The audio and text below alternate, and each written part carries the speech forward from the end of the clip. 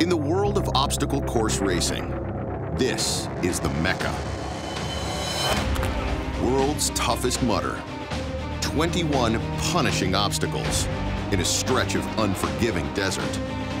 It is a race designed to push an athlete to the breaking point and beyond, lasting for an insane 24 hours. For every competitor who takes on this challenge, there is a different motivation. But ultimately, they seek the same thing, a grueling test of body and mind that redefines limits and offers redemption. With the more impossible the task, the more euphoric the sense of accomplishment. All day, baby! And the deeper the sense of self-discovery. 1,500 competitors will take off at the start and loop the treacherous 5-mile course. 24 hours later, winners will be crowned in 3 divisions: men's, women's, and team. The team that runs the farthest while completing at least 100 miles will win $100,000. Not all are in it to win. Some are looking to simply survive the toughest 24 hours of their lives. Yes, you can! Come on! These are their stories.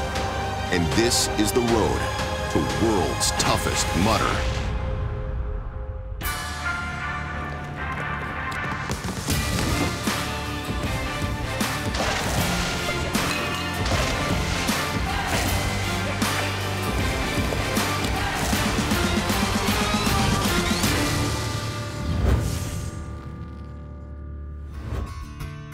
While millions compete in obstacle course racing, or OCR, just a few can actually win a race like World's Toughest Mudder.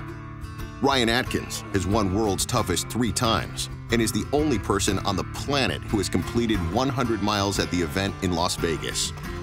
This year, he's joined forces with John Albin to compete for the $100,000 team bonus. Their main rivals are Robert Killian and Chad Trammell. Trammell shocked the OCR world last year when he came out of nowhere to win World's Toughest Mudder.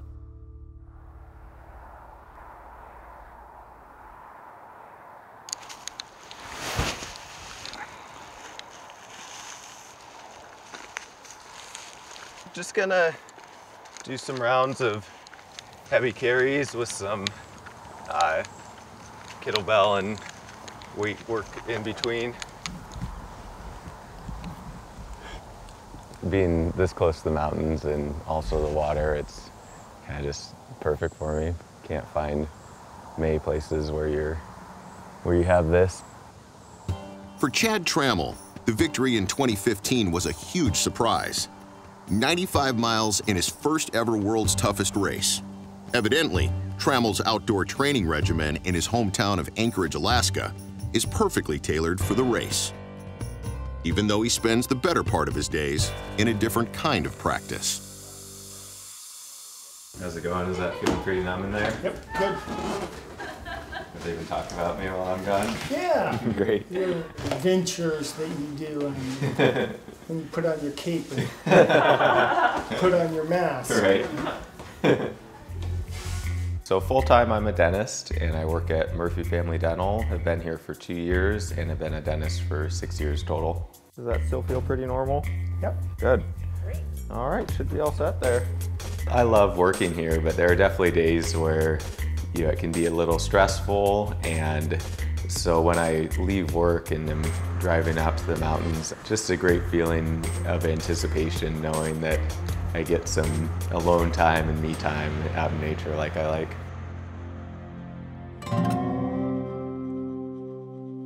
Trammell began as a cross-country runner, but that love of nature propelled him to obstacle course racing. The passion for the outdoors is what drives my desire to get out and train and just be outside. It's all part of one big picture for me. People talk about runnable trails, and then there's Alaska runnable, and it's a whole different thing. In these woods, especially this time of year, there are tons of moose out, so that'll make it interesting too. The elements in Alaska definitely give me an advantage when it comes to these races. The races are designed to get you out of your comfort zone, but my everyday training gets me out of my comfort zone. Pretty brisk. The first 2 minutes are always the worst, and then it starts feeling a little better as you go. Get used to it, but it's hard not to, in the first couple minutes, not just throw in the towel and say, you know, this isn't gonna happen, but it's nice to know that after you've done it a few times, that you gotta start feeling better. I feel like a lot of people think that my race last year was a bit of a fluke, and I can't help but to question that a little bit myself. My focus has been on this race this year a lot more than last year. I made a special effort to be doing big days when I'm already tired, because that's what it comes down to. Is it's not what you can do the first half of World's Toughest Mudder, it's what you can accomplish once you're already mentally and physically exhausted. I'll go twice a day running, add in some strength training, and it adds up to about 20 to 25 hours a week usually. I think it's more of a race against ourselves and against that 100-mile barrier. Eventually someone's body's gonna give out, and I hope that's not mine and it's not Robert's. Robert is Robert Killian, who will be Trammel's partner in the team event at this year's race. Killian lives in Boulder, Colorado. He only recently began training full-time for obstacle course racing, which is a sport that fits well with his background as an Army Green Beret. How I got started in running in OCR was through the military. For me, it was just like, I've been training for this for 12 years military experience. I just never knew it was an event. I was just looking for that next thing. So then when Colonel Collins contacted me, he was like, hey, obstacle course racing, I think, with your skill set, you could really dominate the sport and do well at it. So yeah, I signed up, and that's how I got started. All right, let's hop back up here. Good? All right. Killian has embraced a scientific approach to his training, working with the University of Colorado Performance and Sports Center to optimize his workouts. I think it's important, especially as a professional athlete, that you know your body's limitations, you know your threshold, you know your heart rate zones, and those are kind of the things I focus on and that we do here at the Performance Center. This mixing chamber, where I'm analyzing the gas exchange, and I can figure out how many calories he's getting from fat versus how many calories he's getting from carbohydrate. 4, 3, 2, 1. Nicely done. Awesome. They help me out tremendously with my training. They'll take my VO2, they'll do my running physiology, and really tell me, okay, this is where your blood glycogen levels are, these are your lactate thresholds. So that's so important as an athlete to see how efficient you're running. Knowing that data is crucial to being a professional, to taking it to the next level. There's plenty of glycogen. This is connective tissue. It looks really, really good. Excellent. You're out there doing a 24-hour race, it's World's Toughest Mudder, and you're definitely asking yourself, like, why am I doing this? I got to that point last year. I was like, I'm never coming back. But I mean, it's worth it in the end. You set a goal, and you go out and accomplish it. And that's what obstacle course racing is about.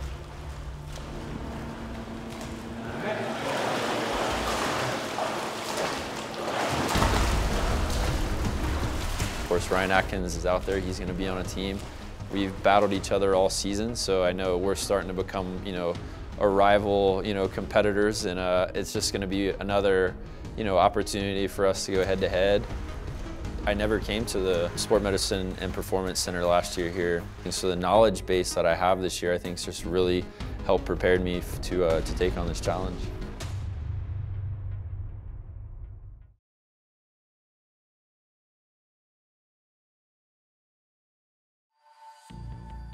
Tough Mudder Inc. was born just 6 years ago in a dorm room at Harvard Business School. Now the company employs 150 and is headquartered in a new office in the heart of downtown Brooklyn. The idea for Tough Mudder when I was studying at Harvard came from doing a triathlon in Boston, and the zipper on my wetsuit jammed, and I turned to the guy next to me in the transition zone and I asked him, can you yank on it? And the guy said no, and I thought, well, there's something wrong with an event that's so much about the individual. Dean, who is a former rugby player, decided to create an event where success depended on collaboration. So right from the start, we were very clear about the goals and the mission of Tough Mudder. We wanted it to be about teamwork and camaraderie, but also about having fun and not taking yourself too seriously. So the first event was in a ski hill just outside of Allentown, Pennsylvania in May of 2010. And we were hoping, probably very optimistically, for 500 people. And as it happened, we tapped into something huge. We got 5,000 people sign up for this thing in 5 weeks, which just blew me away. Those 5,000 participants have grown to over 2.5 million in almost a dozen countries around the world. But there were a few in search of something bigger. And in 2011, Dean introduced a new event. One that was tougher, longer, and more extreme than anything ever done before on an obstacle course. He called it World's Toughest Mudder, and it has become one of the elite endurance events in the world. So the first World's Toughest Mudder was in Englishtown, New Jersey. It's very, very cold in the winter. In November, it's brutal. The water freezes over. We had to go in there in waders with rebar and smash it up. So the first event, 1,500 people. 1 hour into it, 90% of people had already dropped out. 2 years later, they moved World's Toughest Mudder to Las Vegas. They weren't breaking up ice in the desert, but there were other challenges. In Nevada, in the desert, you have the most extreme conditions. During the day, it's so hot, even in November, but at nighttime you get the dust storms and you get the cold temperatures, and it really tests you in every single way. World's Toughest Mudder is the apex, the pinnacle, the top of the mountain. It's like Tough Mudder times infinity, the teamwork to infinity. It's everything that you can imagine Tough Mudder to be, but just like through the roof. My name is Coach, and today I get to be your coach. Where my first time mudders at? Whole family here today, y'all. There we go. Along with the explosive growth of Tough Mudder came a unique culture.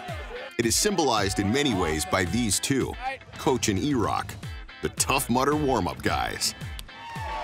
At a Tough Mudder event, people come to my zone, the warm-up zone, with a bit of little nerves, a little anxiety. So I get them fired up, get them loosened up, get them feeling fantastic, and send them out on the course in like a nice fiery fury. You know, fitness is fun, and fitness is a lifestyle. And Tough Mudder is that. It is fun, and it is a lifestyle. My job is to really make them feel that from this moment forward, it's a team building event. I mean, that you have literally each other's backs, that we move through this thing and we accomplish it together. There you go, Mudders! That's what I want to hear, and that's what I want to see. From the start line to the finish line, we're going to work together. Everybody finishes today. There we go. Hell yeah. Give me some.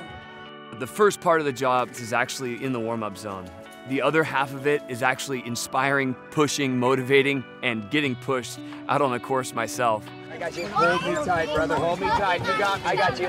Okay. I got it. You got it, dude. Just like that. Awesome. Well done. That was great. Good job, man. Good job. How you feeling, all right?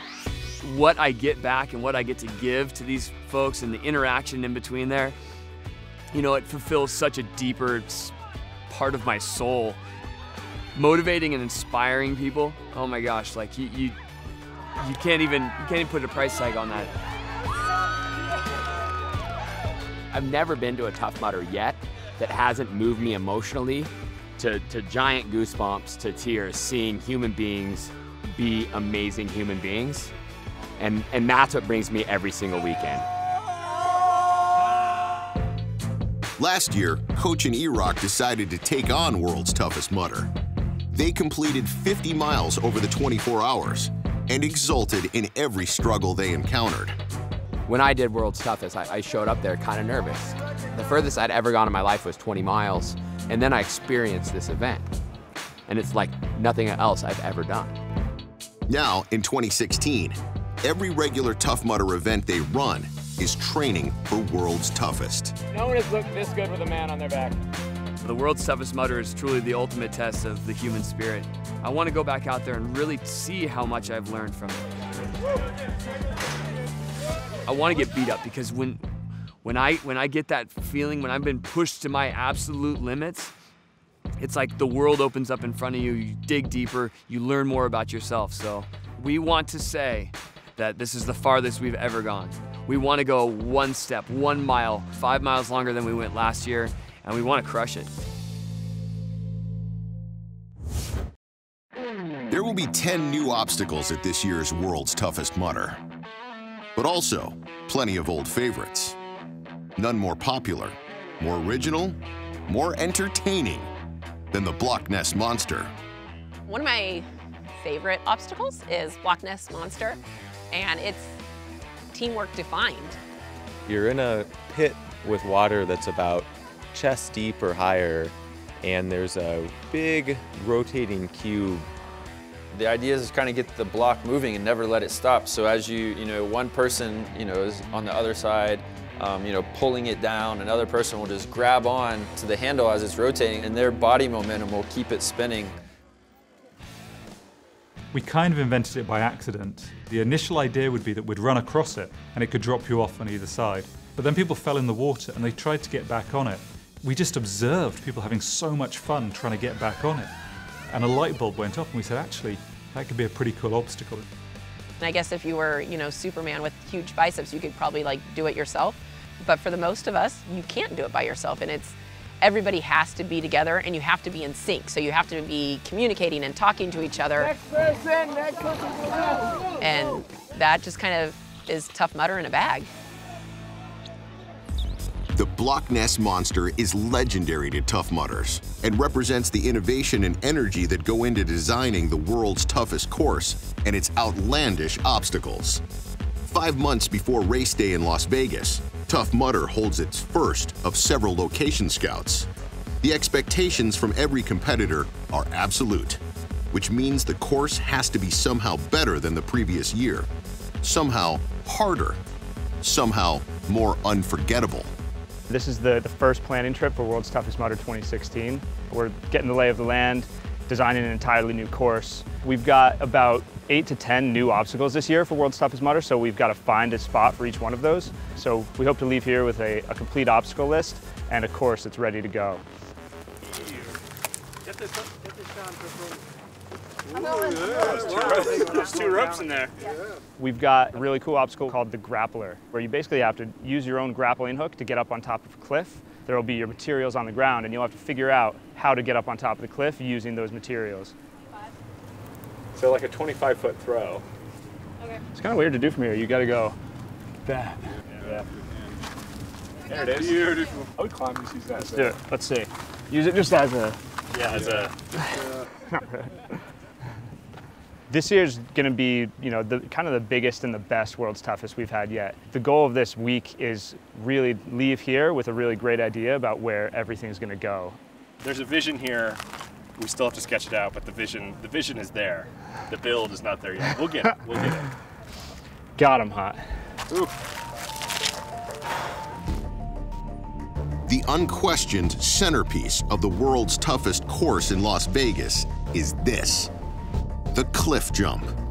35 feet into an ice-cold lake. It's so brutal, many competitors opt out of it, accepting a penalty instead. But this year, the organizers are plotting ways to make the punishment for bailing on the jump worse. And they seem to enjoy these exercises in the diabolical. The cliff is something we've had for the past, it'll be 3 years now. We had 2 obstacles as a penalty last year. We're going to try to do a penalty run this year that we want to make sure takes around 3 to 4 minutes to do. Okay, we'll run up pace. Go, good. 2 people run the penalty lap, while the other 2 complete the jump as it's designed.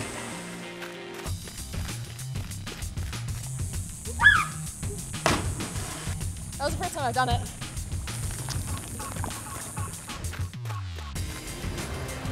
Starting 2 minutes. How's that? That was good. Yeah.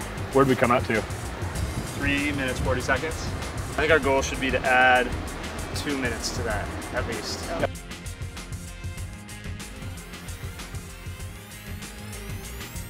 Do it. Let's go.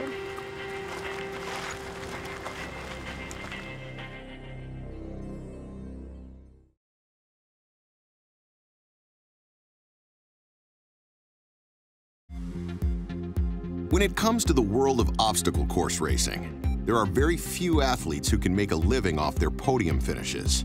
But for the past 2 years, that's exactly what Ryan Atkins and John Albin have done. Between the two, they share over 100 individual first-place finishes in the OCR world. But now that Tough Mudder changed its rules to allow two-person teams, the two toughest individual athletes have joined forces and have their sights set on the $100,000 prize. John just seemed like the natural fit as a partner because him and I both worked really well together last year. The two of us had kind of the easiest time out of everyone. We thought that we could kind of feed off each other's energy and you know, do even more this year. It's hard to find friends who will dedicate themselves to 24 hours of misery. So John's an awesome choice because he's such a positive person and he's quite laid back and he's an amazing runner. He's got to be one of the best in the world. So John and I live pretty far away, him in Norway and myself in Canada, but we keep in touch online and we're always kind of talking to each other and, you know, seeing what each other are doing for training. I think we both trust each other to train the ways we know works for our bodies, and as long as we're both in the best shape possible when it comes to race day, we'll both be really happy. Being that we're preparing specifically for World's Toughest Mudder now, it'll be a large focus on, you know, just going out and, you know, running for, you know, 3, 4, 5, 6 hours. They don't get to train together often. We've seen John at 3 or 4 races throughout the year, so when they get together, they train as much as they can. But I don't know that, you know, they have to train together every day to be successful.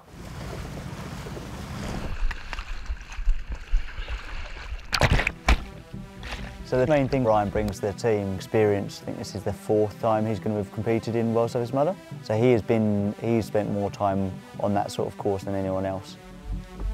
I think that as I maybe have my lows in energy, he'll help pull me along, and then as he has his dips in energy, I'll help pull him along, and we can kind of help each other where we can. So it'll be a really good kind of team dynamic for the two of us.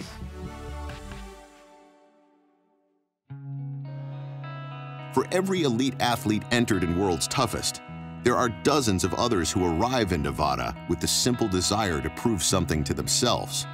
Tiffany Obb is a single mother who lives near San Diego. Her path to the start line and a new life began not long ago, just after she received some devastating news. Last August, I found out that I had breast cancer. It hit me in a really kind of traumatic period of my life. I was just decided to leave an abusive relationship, you know, but I was kind of getting still pulled back and didn't really know how to handle it. Do not eat with your hands. I literally just took a huge bite of that. At that point, I was like, kind of realized I wasn't living. It was definitely probably the hardest moments of my life. I needed to be better. When I started doing the races, it started a sense of empowerment came back to me. And every time, like, there's the, you know, I look at a hill and I'm like, are you serious? They want me to climb that hill. And then you get to the top and you're like, I climbed that hill.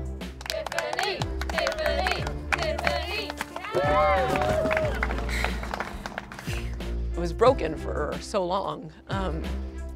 And every time that I do one of these events, my confidence and my self-worth brings me back to what who I was before. Who I was before domestic violence, who I was before cancer.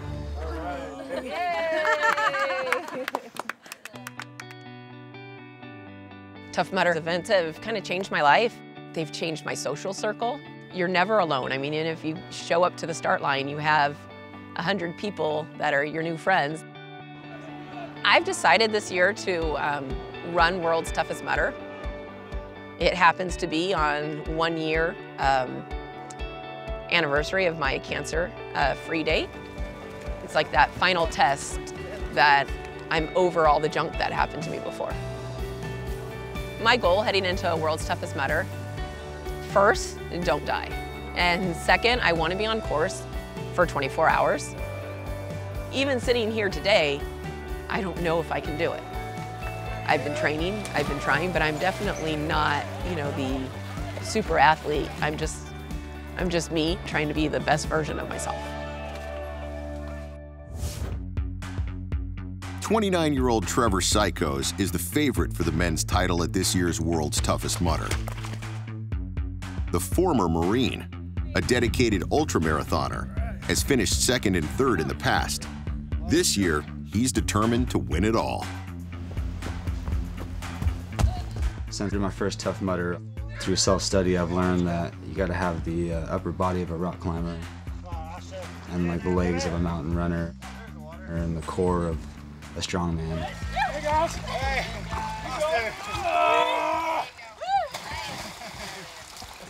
Sykos is a study in contrasts. Friendly, but intense. A hardcore warrior who trains in the quiet calm of the Pacific Northwest. Every morning when I get up to work out, the World's Toughest Mudder is my motivation. My weekly training and preparation for a Tough Mudder is running 6 days a week. In that running, I try to incorporate mountains and hills as much as I can. My favorite runs to do is just going for max vertical gain. I'll find a nice trail that runs to the top of a mountain, and I'll just run and hike and get up to the top of that mountain as fast as I can. Running up mountains is one of the best things you can do to train for these races. When I first started obstacle racing, I was eating clean, following the paleo diet, but the paleo diet doesn't really go well with endurance sports. I was running on empty and cramping up really bad. Last year, where I actually came in second in World's Toughest, I was going mostly off high sugar, and that did not work out at all. Since then, I've picked up the diet of a triathlete, basically. Realizing that he was still able to pull through 95 miles, he's revamped a lot of what he's put into the nutrition side of it, as well as having that motivation to supersede that 100-mile goal.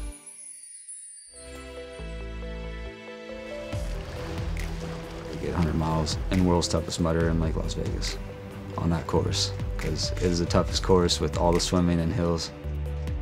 Eventually, I'd like to win the World's Toughest Mudder and be the World's Toughest Mudder. If I get both goals this year, it'd be an amazing year and definitely surpass my ambitions. It's not a matter of being the best compared to other people. It's more about being his best.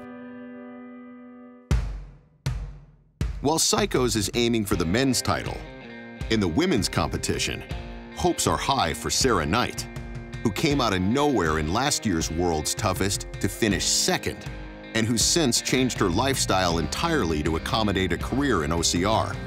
She moved to northern Washington State and built a simulation course in her backyard. The results have her confidence soaring.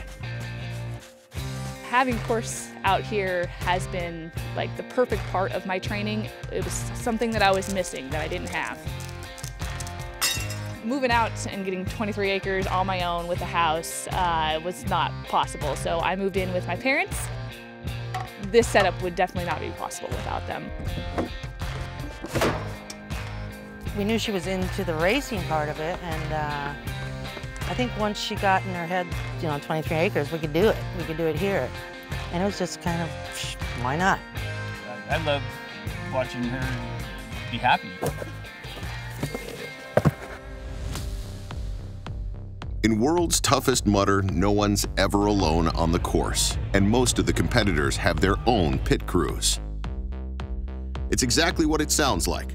A group of supporters who are waiting after every lap for the athletes, ready to change their shoes, bring them food, and whatever else they need. Last year, Knight was on her own, but this year, her parents will be her pit crew. And the Seattle Tough Mudder not far from their house provides the perfect opportunity to test out the operation. All right, yay. So I was looking at my times last year. I have all the lap times and whatnot, and I added them all up and took a total of 23 hours and 6 minutes of running time. So that means I was in the pit on average for 9.5 minutes between each one. And so I want to try and shave that down to 5 minutes. 5 minutes, yeah. So last year was school, this year's serious. Yeah, yeah. It's a 2-hour drive to the course. The Knights arrive early to set up the pit. You know how this goes, right? It goes in a square. Yeah. So 6 hours you're gonna run today? Yeah. Wow. Okay, food and energy drink on the when you come in. Go. Got it down? Good. Got it. Sarah breezes through the first of her 3 laps. That was great. I liked it. And then, just like that, Mom and Dad are on the clock. Wow, you're not dirty. You put some glue over that dirt. I guess we're not going to sit in that one. Gosh, you just lost a bunch of weight, Sarah. What? Everybody knows how much time I took. About 5, 6 minutes, maybe. Well, I should be out Next time we're going to... Time's up. Later. Woo! Yeah. Woo! Get up, get up! If the entire race is a dry run for World's Toughest, she's doing the second lap in a wetsuit, prepping for the overnight dip in temperatures she'll experience in Las Vegas. But Seattle afternoons aren't exactly as chilly as Las Vegas nights. And we're overheating pretty much. You know what? Since I took this part of the wetsuit off, so much better. The rest of the lap is considerably more manageable, and she completes it with ease, only to discover when she comes into the transition area that her pit crew is nowhere to be found. They're going to get food, so I'm fending for myself. But that's okay, because I fended for myself last year in World's Toughest, so. Knight concludes the third and final lap with no further issues. Her 30-mile training day is complete. There may be a few kinks to work out with the pit crew, but the challenge of 24 brutal hours in the desert has never been more enticing. I feel really good about World's Toughest now. All this training today just makes me feel more confident than anything else.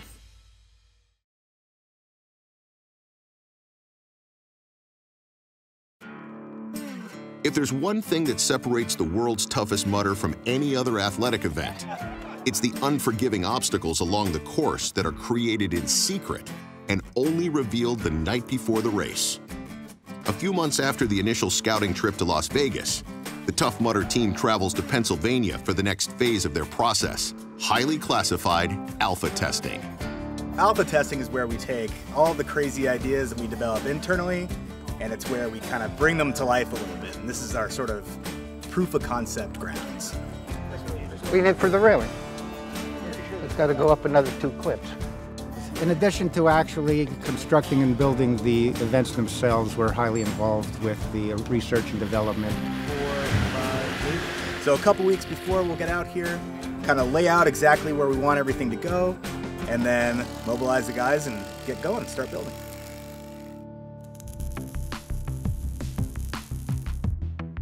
I thought these were all going to be round bars. Yeah. The goal is to build obstacles that are safe, but fun, and challenging. And after a few weeks, the Giant Wedgie, Funky Monkey the Revolution, Augustus Gloop, and Kong have taken shape and are ready for testing. So what we have today is a group of Tough Mudder employees. They're going to come out here. We're going to run them through the obstacles.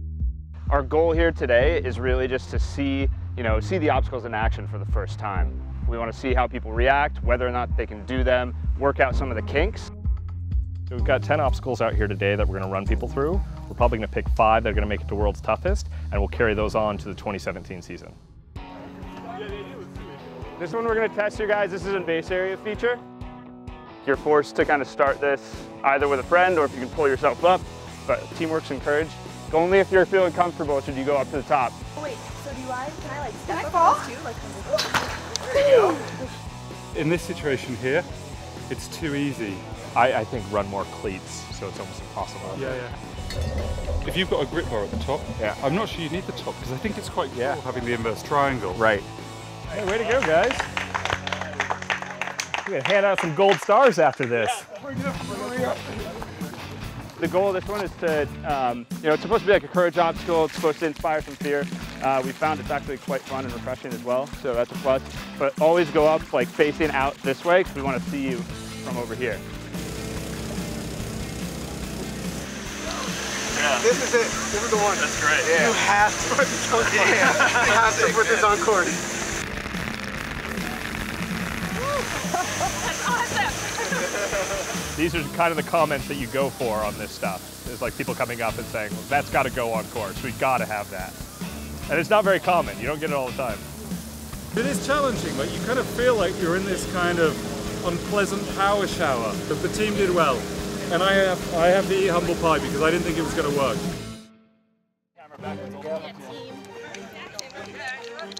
Look at those guns. Look at that. All that time in the gym. Can't win them all. The team's commitment to their task is absolute. Ensuring the obstacles at World's Toughest Mudder will captivate every competitor in the field. Priya, let go of your arm, you'll make it. It looks far, but you'll make it. Just let go of your right arm. Yeah, Priya. There you go. Nice. Yeah. I will.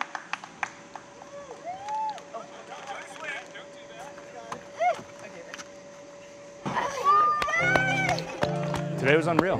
The group was great. The obstacles went really well. A couple little tweaks in the next coming months, but these obstacles are nearly ready for World's Toughest Mudder, so we're ready to roll. Among the 1,500 competitors who descend upon the obstacles in Nevada in November, you'll find somewhere together a high school teacher, an executive at a research laboratory, and a corporate training manager.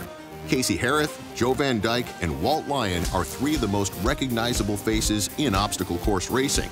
They go by the collective name Four Eyes, and their bond goes back to the grueling conditions of the inaugural World's Toughest Mudder in 2011. It's one of those cathartic experiences to be back here in New Jersey because this is the place that we originally met. We met back in 2011 during the first World's Toughest Mudder, and we met on course. And from there on, we just kind of stuck together. Joe's our workhorse. He's an Ironman triathlete. You know, he's this, if he were to run World's Toughest Mudder on his own, he would definitely be in the top 10. Chasey, he's our comedian. He's the glue that sticks us together, and he's always got a positive attitude. He's been doing this for the longest time, and he's always there just to kind of pick us up when we're down.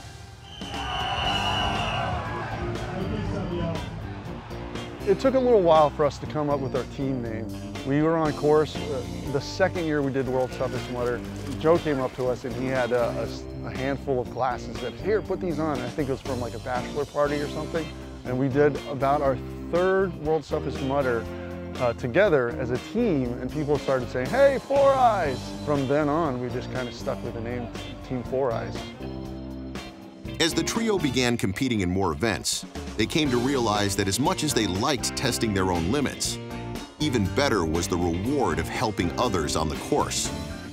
And it was that realization that turned Four Eyes from a trio of like-minded athletes into a team that thrives at the heart of the Tough Mudder tribe. As we stuck together as a group, we found that we were kind of the senior people in the community, and we started helping people out. The next thing you know, every World's Toughest Mudder, we're staying in the water a little bit longer, we're staying at obstacles a little bit longer, helping people up. It's given us a little bit more purpose in the event. World's Toughest Mudder is the one time of year that you find out who you are and who you think you are, who you really are. It allows you to push yourself past the point where you thought that you had to stop. You get to these events and you see all these people and you feel all this love. It's nice to just be able to help these people out and help them over, you know, and through these obstacles. They've arrived in Las Vegas from all over the world, prepared to run the race in their own way, for their own reasons. So just got off my flight from Denver, riding in Vegas, super pumped to be getting ready for World's Toughest Mudder. Ready to represent Team USA, and Chad and I are gonna go out there and do our thing. This is a size big, so when my feet are fatter than what they are right now. Sand goggles, because, you know, That dust storm's not going to be fun. There's a lot of emotions. I mean, there's so much that's going to happen. Saturday isn't just a race. It's my 1 year cancer-free. I came out to Vegas early primarily so I could do a few runs out in the desert, get used to the air, the heat, and the terrain. I feel I'm definitely going to hit the 100 miles this year. I was so close last year with so many things going wrong. This year, I feel everything's going to go right with this new nutrition plan. And I'm also feeling confident because I have trained really hard this whole year. Any little inch that you can make in terms of preparation, in terms of the gear that you have on, is going to help you in that 24 hours. And I think the biggest key is for us to stay ahead of our core temperature and not let it fall down. Woo! All right. The day before the race, the course is open to the athletes and their crews to set up the pit area. For Coach and E-Rock, the looming specter of the 24-hour challenge has done nothing to diminish their spirits. So what do we got here? We got our stuff. Boom. Watch out. Instructions. Who needs instructions? Pop the middle, and then when I say I popped it, now you guys go to the sides. So today is pit setup day. This is when we all kind of set our spots up and, you know, get to see in the daylight what we are hopefully gonna find in the nighttime. Is basically what it is. Watch this, watch this. Boom, boom, there we go. That is the fastest shelter I've ever seen in my life. Now we're ready for anything, the elements. While Coach's enthusiasm never seems to flag, he's approaching the race with a heavy heart. A good friend of mine, he passed away in an accident on a mountain. He always wanted a 50-mile bib. So I actually have a little bit of his ashes that I'm going to carry with me on course. And if I could bring his wife home a brown 50-mile bib, that would be a giant success for my weekend. After all the preparation and all the anticipation, all that remains is the running. These athletes are a breed apart. They are seekers of a transcendent shared experience. It does not suit them to run a normal distance for a typical amount of time. They are instead looking for the point at which they will break, and then pushing past it.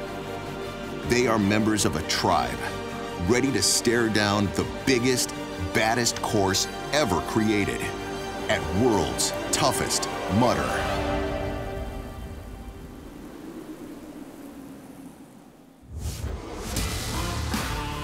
Don't look at that man. It looks too good. It always works better when you stare awkwardly at the person next to you.